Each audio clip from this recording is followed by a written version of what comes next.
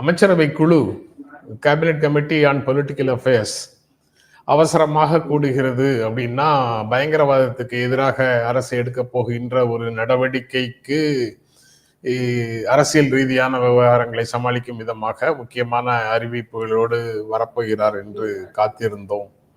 ஆனால் வந்தார். ஆனா அந்த மாதிரி எதுவும் வரல.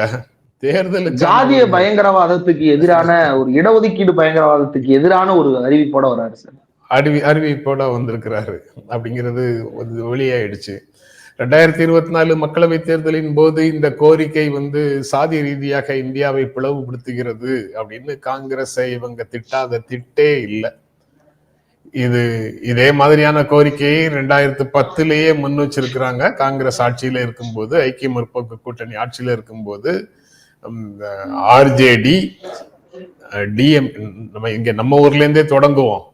டிஎம்கே, திமுக, ஆர்ஜேடி, சமாஜ்வாதி பார்ட்டி 3 கட்சிகளும் முழுமையாக கட்சி சார்பாகவே சாதிவாரி கணக்கெடுப்பும் அதற்குள்ள வேணும் அப்படின்னு சொல்லி கோரிக்கையை 2010 முன் வச்சிருக்கிறாங்க.